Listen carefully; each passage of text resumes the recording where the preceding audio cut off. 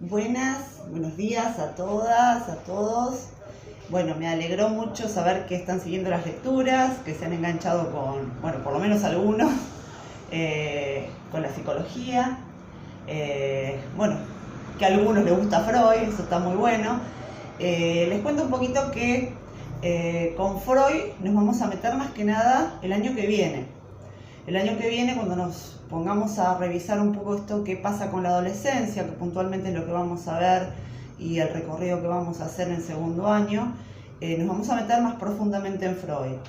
La idea es hoy comenzar a analizar esto que yo les di para leer, que son los inicios de la psicología. ¿Por qué? Porque en realidad, si no conocemos de dónde surge, después poder entender cómo se trabaja en psicología en relación a la educación, el aprendizaje, se nos va a complicar un poco. Entonces, mi idea es que, ya que vamos a trabajar con la psicología durante 2 años, se pueda entender de dónde surge esto y qué es la psicología. Yo les di para leer textos que tienen que ver con los inicios de la psicología. Y también les di para que empiecen a leer a Platón. Cuando hablamos de los inicios de casi todas las ciencias, no podemos dejar de lado a la filosofía. La filosofía, que es considerada madre de todas las ciencias, la matemática, la física, la psicología, la música, era aquello que estudiaban los filósofos.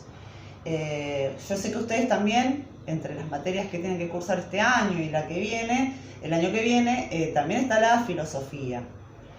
Primero vamos a pensar un poco qué es esto de la filosofía y qué filosofía es de la que estamos hablando. Cuando nosotros hablamos de filosofía, sí o sí, ¿por qué? Porque nosotros estamos inmersos en la cultura occidental, estamos hablando de la filosofía griega. Cuando hablamos de la filosofía griega nos tenemos que ir a Grecia, Europa, antes de Cristo. Si ustedes pueden hacer, si tuviéramos un pizarrón, yo se los dibujaría, una línea de tiempo, de lo que estamos hablando es de unos 400, 500 años antes del nacimiento de Cristo, en Grecia, en Europa, sobre todo y principalmente en la ciudad de las luces, en la ciudad de las letras, en la ciudad que es Atenas. Hay muchas ciudades en Grecia. Nosotros conocemos más que nada por las películas todo lo que tiene que ver con Esparta, ¿no? Que Esparta era una cultura guerrera, sobre todo el ejército espartano era uno de los mejores ejércitos más fuertes de Grecia. De hecho, ha ayudado a Atenas en la guerra en el Peloponeso contra los persas. Pero Grecia no se caracterizaba por el ejército y por la guerra, sino precisamente por las artes, por el estudio. De ahí surge la democracia, esto que tanto estamos hablando todos, y cuando uno ejerce un voto está ejerciendo este principio democrático. Demo viene de pueblo, ¿sí? La participación del pueblo. La política es una palabra griega que viene de polis, la participación de la polis es el pueblo en la cosa de todos. Por eso tenemos que diferenciar muy bien cuando hablamos de política, de cuando estamos hablando de un partido político. La política nos concierne a todos porque es lo que vivimos constantemente. La gente se confunde y por lo general desecha todo lo que tiene que ver con la política. Yo soy apolítico. Apolítico es una postura política. Es una negación, ¿sí? Apolítica, no político, sin política. Esto es imposible. Porque cuando vamos a comprar leche, cuando estamos acá dentro encerrados porque hay una pandemia, porque cuando vamos a trabajar, porque cuando estudiamos estamos haciendo política. De hecho, se habla de políticas educativas. Política es lo que nos concierne a todos, ¿sí? Al pueblo. Y esto viene de Grecia también. Y esto sobre todo viene de Atenas, ¿sí? Cuando nosotros hablamos de la filosofía, y ya me parezco a Darío Zeta hablando de todo esto, no sé si imagino que lo conocen. Cuando hablamos de filosofía tenemos que hablar, bueno, ¿cuáles son los orígenes de la filosofía? Bueno, está la filosofía que se llama presocrática y postsocrática. Cuando hablamos de la filosofía presocrática, estamos hablando de los filósofos, de los primeros filósofos antes del nacimiento de Sócrates. Digamos que Sócrates marcó una diferencia en cuanto a hacer filosofía. ¿Pero qué significa la palabra filosofía? Filo es amor y Sofía es conocimiento. Entonces, cuando hablamos de filosofía, estamos hablando de unos señores que amaban el conocimiento, que amaban el saber, que se preguntaban. La filosofía se caracteriza por una pregunta, por la pregunta. La filosofía no cierra, la filosofía abre a preguntas. No hay una respuesta. Lo que hace el filósofo es preguntar y repreguntar. Estos filósofos, y cuando ahora sí nos remontamos a los inicios de la psicología, nos vamos a remontar a algo postsocrático, desde Sócrates, se preguntan y analizan algo que tiene que ver con lo que nos concierne a nosotros. Psicología. Psico viene de psique, psique es alma, y logía de estudio, de logos. El logos es el estudio, el conocimiento. Los filósofos también se preguntaban por el conocimiento y por el estudio del alma. ¿Qué es el alma? Aquello que trasciende, aquello que está más allá del conocimiento y del sentido común. Espero que esté siendo claro y que me vayan siguiendo. Entonces, cuando hablamos de los inicios de la psicología, no remontamos a los griegos. ¿Por qué digo que esta no es la única forma de hacer psicología o filosofía o los únicos filósofos? Porque en América también había filosofía. Lo que pasa que como esta cultura americana fue obviamente maltratada, fue aniquilada, no se conoce prácticamente nada de la filosofía de América, que surgió acá, con las culturas mayas, con las culturas incas, ¿sí? Con las culturas aztecas. Habían filósofos, lo que pasa es que no conocemos prácticamente nada. ¿Cómo nosotros conocemos esta filosofía griega? Porque nos han llegado textos, pero estos textos, esto que escribió, y ahí sí hago un paréntesis, nosotros lo que conocemos de Sócrates lo conocemos a través de Platón. Platón era el discípulo de Sócrates, Platón tenía su academia, funda su academia, y Platón fue el maestro de Aristóteles. Entonces tenemos a Sócrates, a Platón y a Aristóteles. Sócrates como discípulo, Platón como discípulo de Sócrates y Aristóteles como discípulo de Platón, ¿sí? Cuando nosotros leemos los textos de Platón, lo que estamos leyendo en realidad es una traducción de la traducción de la traducción. Acuérdense que los textos griegos, la filosofía griega, recién es conocida después del nacimiento de Cristo, en la Edad Media. Es la Iglesia, como Santo Tomás de Aquino, los que empiezan, y sobre todo en Alejandría, empiezan a traducir los textos platónicos y aristotélicos y toda la filosofía anterior. ¿Dónde escribían ellos? Bueno, ¿dónde escribió Platón? Platón escribía en papiros, no existía la imprenta. Acuérdense que la imprenta es una creación de la modernidad del siglo XV. Si estamos hablando del siglo XV, estamos hablando de 1400. Acuérdense que la modernidad se inicia, o uno o dos de los hitos, digamos, que podemos marcar como el inicio de la modernidad, ¿cuáles son? El descubrimiento de América, entre comillas, ¿no? Los españoles creyeron que descubrieron América, y la caída del Imperio Romano, la caída definitiva del Imperio Romano de Occidente. Estos son los dos hechos que uno puede decir, bueno, acá termina la Edad Media y comienza la modernidad. No es que yo, cuando me fui a dormir, era Edad Media y me desperté moderno. Esto no es así, son procesos, pero estos procesos, como nosotros necesitamos, los seres humanos, tener todo marcado y tener bien los comienzos y cuándo es y qué día es, y todo tiene que estar medido por la temporalidad. Bueno, dos medidas temporales que toman los historiadores para dar finalidad a un ciclo, el comienzo del otro. Uno, para poder marcar cuando termina la Edad Media y comienza la modernidad, son estos dos hitos de los que yo les estaba hablando, estos dos hechos puntuales. Recién en la modernidad tenemos la imprenta. Por lo tanto, todos los textos anteriores eran los que habían hecho o traducido los copistas, que eran los que copiaban los textos, del griego antiguo al latín, ¿sí?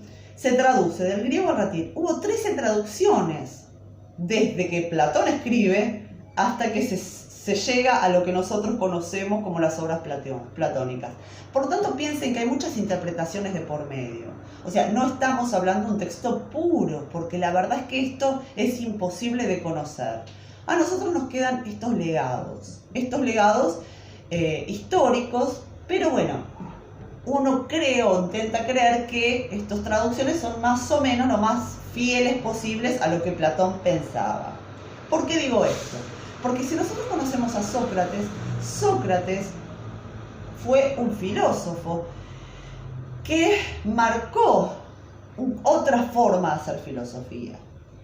La filosofía se pregunta por el origen. La gran pregunta de la filosofía es: ¿qué es aquello que causa y no es causado por nada ni por nadie?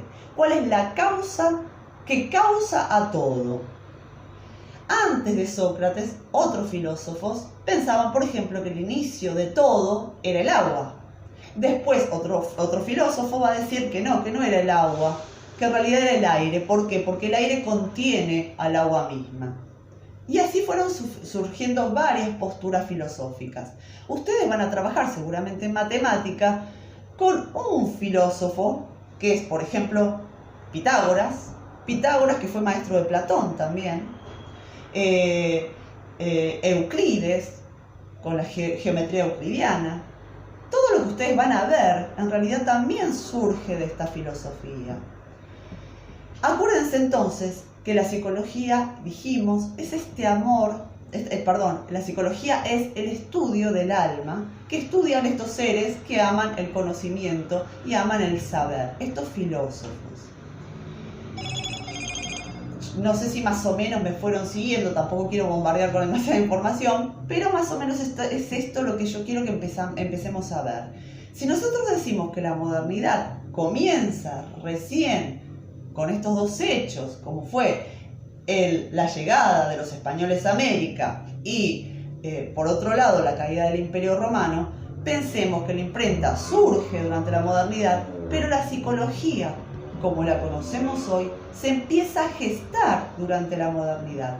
Todo lo que pasó antes se llama psicología precientífica, porque la ciencia, como la conocemos ahora, hoy en día, es ciencia moderna, con un método específico, y después lo vamos a ir viendo.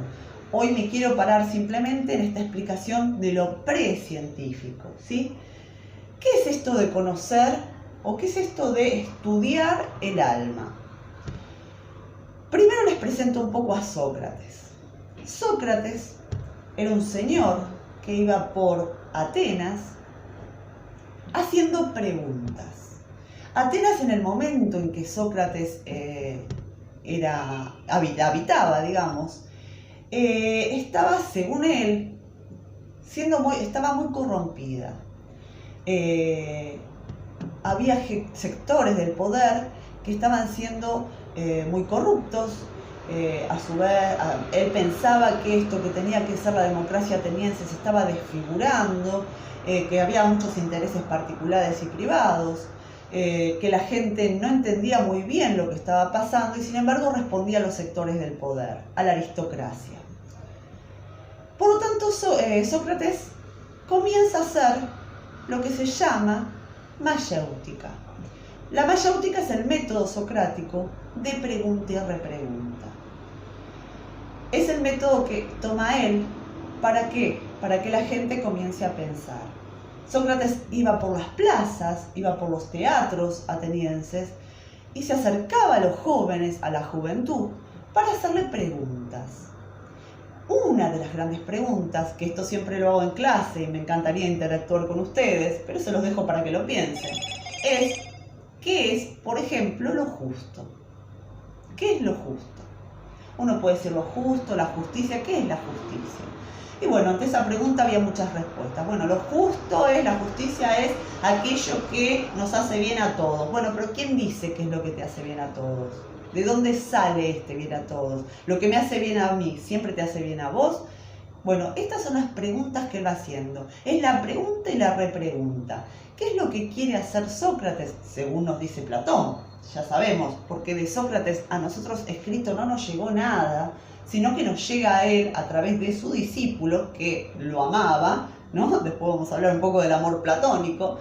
Lo que nos llega a nosotros de él es esto que dice, que nos cuenta Platón. Bueno, ¿qué le pasa a este señor que anda por toda la polis preguntando, repreguntando qué es lo justo, qué es la libertad, qué es lo bueno, qué es el bien, qué es el mal?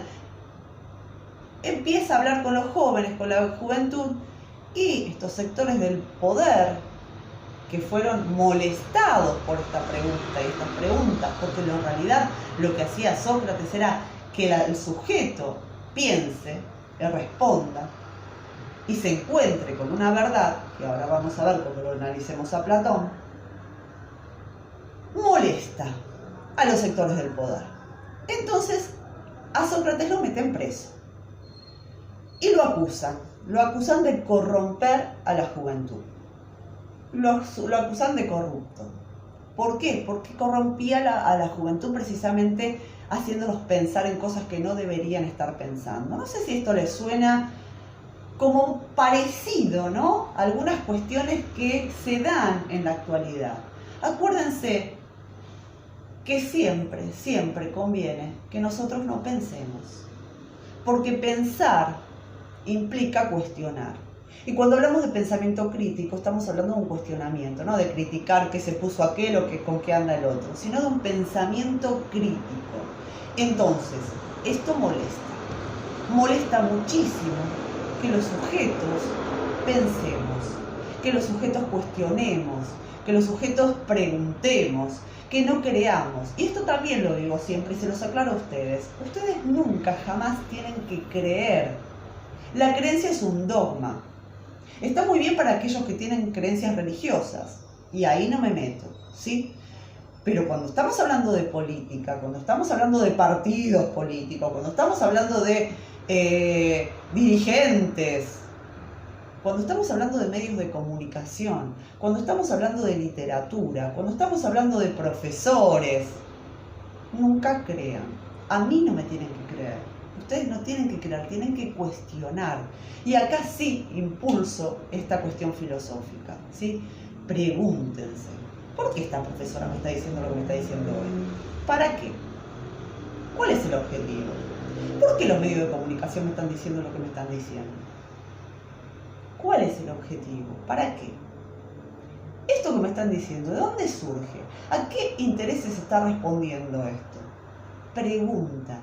Digo, ustedes como docentes tienen que preguntarse y tienen que hacer que sus alumnos se pregunten. ¿Por qué? Porque si uno pregunta, busca, analiza, estudia, piensa. ¿Sí? Entonces, en este punto, volvamos a la filosofía, seamos todos un poco filósofos y preguntémonos. ¿Cuál es el objetivo de que esta persona en este momento me esté diciendo esto? ¿Para qué? ¿Sí? Me tomo mate porque si no, no tengo mis alumnos que todas las clases me dan mate, entonces me la tengo que hacer sola. Me tomo un mate. Volvamos al tema de la filosofía, entonces, que era lo que estamos haciendo, un poco esto, ¿no? Nosotros tenemos esto, conocemos esto, entonces dijimos a través de Platón. ¿Qué le pasa a Sócrates con todo esto? Lo ponen preso. Lo meten preso y lo acusan de corromper a la juventud. ¿Por qué? Porque estaba preguntando y estaba haciendo pensar. Acá lo ponen a Sócrates en una disyuntiva. Le dan dos opciones. Una es el ostracismo y otra es la cicuta. ¿Qué es la cicuta? La cicuta es un veneno. Entonces le dicen, o te morís, bebes el veneno y morís, o el ostracismo. ¿Qué es el ostracismo? Se tenía que ir de Atenas y no podía pisar nunca más esa ciudad. Imagínense que un filósofo como Sócrates, ¿qué pudo haber elegido? Lo peor que le podía pasar a un ateniense era ser desterrado, el exilio. Pero hay otro motivo por el cual elige beber cicuta. Y acá sí nos remitimos a Platón. Platón nos cuenta que él cree, y esto también acá también lo hace hablar a Sócrates y lamentablemente no sabemos si pensaba exactamente igual, cree en la existencia de dos mundos. Un mundo tangible y un mundo intangible, inteligible, que es el mundo de las ideas. El mundo material y el mundo de las ideas. Lo que dice Platón, que hay dos mundos. El mundo inteligible, de las ideas, el que no se puede tocar, es el mundo ideal, pero no ideal como lo pensemos ahora, ay, qué bueno que es todo pipí, ¿no? Tipo Homero Simpson cuando está cantando bajo el mar. No, el mundo ideal es el mundo aquel de las ideas, es el mundo donde sabemos, conocemos todo, ¿sí? Y el mundo tangible es el mundo terrenal. Nosotros tenemos el mundo de los sentidos, del cuerpo, de la vista, de los 5 sentidos, ¿sí? Según Platón, todos y todas, él no lo decía en esos términos, obviamente no había lenguaje inclusivo, habitamos el mundo de las ideas. Y por un error propio, hemos caído en el mundo de los sentidos y habitamos un cuerpo, ¿sí? Nosotros caímos en el mundo de los sentidos. ¿Por qué? Porque nos fuimos alejando de ese mundo de las ideas. Fíjense, y acá les tiro otra punta que después vamos a ir desarrollando, acuérdense que en esta época, en esta etapa, eran politeístas. ¿Qué quiere decir esto? Que no había un Dios, ¿sí? No existía un Dios. Acuérdense que la idea de un Dios es una idea cristiana que va a surgir, obviamente, después del nacimiento de Cristo. Estamos en años 400, casi 500 antes de Cristo, ¿sí? Entonces, hay muchos dioses. Los griegos tenían muchísimos dioses, ¿sí? Pero si pensamos en esto que está diciendo Platón, donde hay un mundo de las ideas, ideal, y un mundo de los sentidos, físico, podríamos pensar que hay un pequeño abismo que nos puede llevar a lo que fue después la interpretación religiosa del cristianismo. A ver si me entienden, si puedo ser lo más clara posible. Acuérdense que hay un mundo ideal del cual nos alejamos. Y acuérdense que estos textos, tanto el platónico como el Aristóteles, como todos los otros filósofos, fueron traducidos por la Iglesia cristiana. Si nosotros pensamos en esta idea platónica de la existencia de dos mundos, nos damos cuenta que este mundo de las ideas se parece bastante, y acá yo estoy haciendo algo que no debería hacer porque los historiadores me matarían, pero pensémoslo, se parece bastante a la existencia de un Dios. No lo plantean así los griegos, no se les ocurriría pensar en la existencia de un Dios, pero estas ideas son las que después, siglos y siglos y siglos y siglos después, van a derivar en la existencia de un solo Dios, monoteísmo. ¿Se entiende? Volvamos. Entonces, Platón habla de dos mundos, ¿sí? Y nos dice, obviamente, que su maestro también creía en estos dos mundos, que era Sócrates.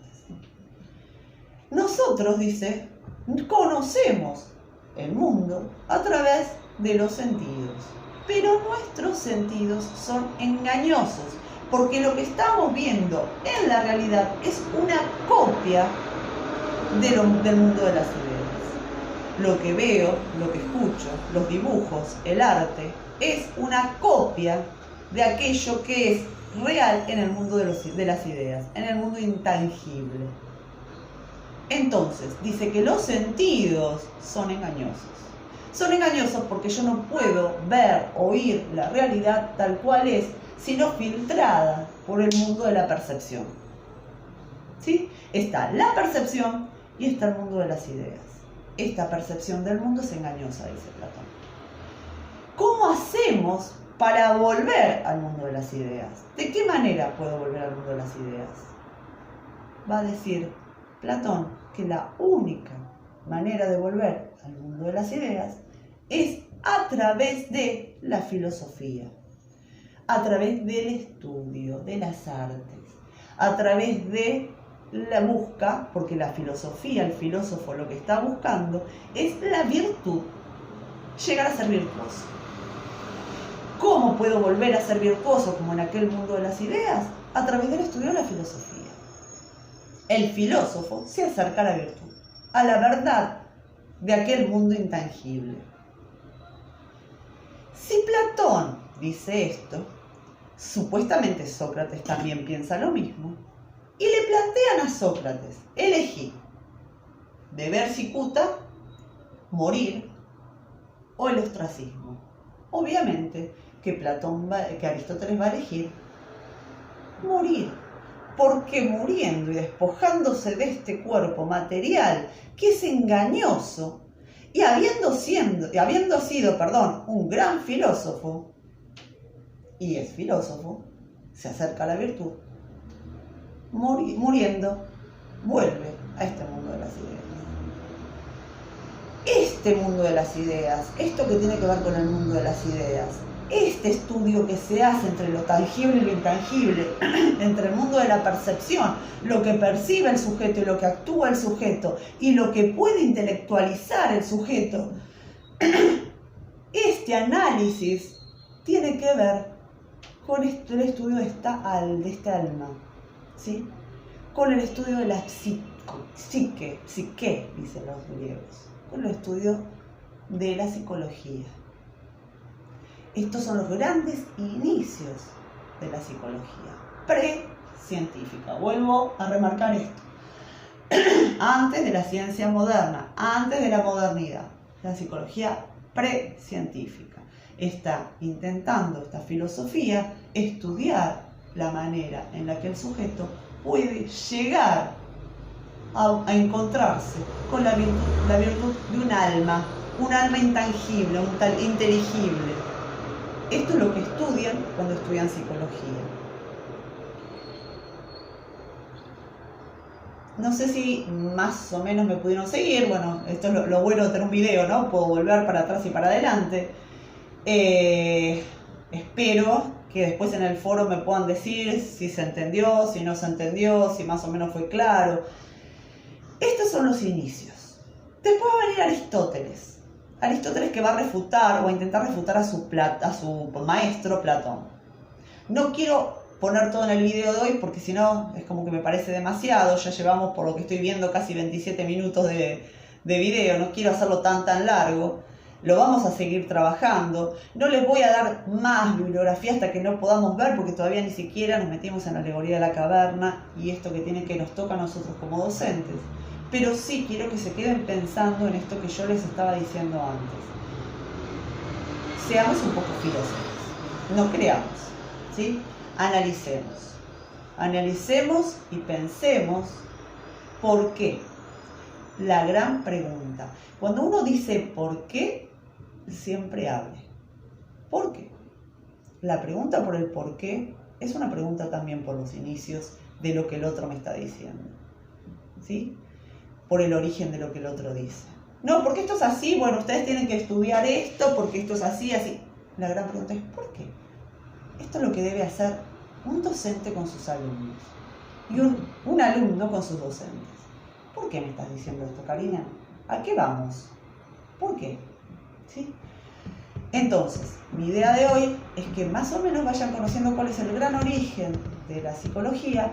La próxima vamos a analizar un poco más lo que continuó después de esto, ¿sí? Vamos a agilizar un poquitito, nos vamos a meter un poco en los pensamientos ya casi modernos, porque no interesa puntualmente que sepamos cada pensador, porque ustedes no van a ser psicólogos. Lo que necesito ahora, de ahora en más, es que más o menos conozcan lo que pasó en la modernidad, ¿sí? Y grandes, promotores de la modernidad y la posmodernidad, para poder ver y pensar en la construcción de esta psicología como la conocemos hoy. Volviendo a lo que me estaban diciendo en el foro o a lo que me decían en los mensajes de WhatsApp, sí, Freud fue un gran psicólogo, lo vamos a ver, les vuelvo a decir, después, ¿sí? Lo vamos a nombrar, pero lo vamos a estudiar el año que viene. Y hay otras corrientes. Porque este año nos vamos a meter más que nada en las corrientes de la psicología que tienen que ver con el aprendizaje, ¿sí? Que es lo que necesito que se los dije en el video anterior, empecemos a entender cómo aprendemos. Una de las maneras, y ya les tiro una punta de aprender es preguntar, sé. Si yo digo preguntar, sé. Si yo me pregunto ante lo que el otro me dice, no estoy siendo un sujeto pasivo. Estoy actuando sobre el objeto. Y acá ya les tiene una punta de lo que vamos a ir viendo. Si yo digo que nosotros como sujetos, alumnos, profesores, estudiantes, porque estudiamos y se van a dar cuenta que su carrera recién empieza y no termina nunca, uno siempre sigue estudiando, siempre hay que estar preguntándose. Si yo pregunto, puedo construir intentos de respuesta que me abran otras preguntas posibles. Y esto es aprender. Un sujeto que cree, un sujeto que agarra un texto, lo lee, lo estudia de memoria, no aprende. Aprende el sujeto que pregunta. Hasta acá los dejo para no hacer tan extenso el video. Vamos a seguir discutiéndolo por el foro. Les voy a seguir mandando videitos explicativos. Quiero que me digan qué dudas surgieron. Quiero que me cuenten en el foro si me entendieron. Qué cosas tendría que yo modificar, porque estoy aprendiendo también otra nueva forma de dar clases. Entonces, ¿qué les gustaría que modifique para ser más clara, para que se entienda? Qué cosas quedaron ahí que por ahí yo no dije en lo largo de este video y quedaron dando vueltas y ustedes se quedaron pensando en esto que yo les digo que se pregunten. Entonces, esto que se quedaron pensando yo lo voy a tomar para después retomar en la próxima clase con el próximo video. No quiero cansarlos con un video semanal, lo más probable es que les dé cada 15 días, esté subiendo un video diferente para que no tengan tanta carga ustedes también. Y nada, les mando un beso muy muy grande. Me encanta leerlos en el foro, en el WhatsApp. Espero que nos podamos ver muy pronto. Cuídense muchísimo. Y bueno, en San Martín no podemos salir, así que nos tendremos que quedar en casa todavía más tiempo. Y por lo menos aprovechemos el tiempo para hacer preguntas, que eso está bueno, ¿no? Además de lo cotidiano, de lo que uno tiene que hacer y de todo el trabajo que tiene, tomarse un ratito, un momento para leer y preguntarse, para estudiar y preguntarse, es importantísimo para cada uno de nosotros y de nosotras. Les mando un beso muy muy grande y me encantaría estar tomando mate con ustedes, pero bueno, lo hago sola. Y ustedes en su casa también, ya lo vamos a compartir juntos. Un besote grande y cuídense mucho.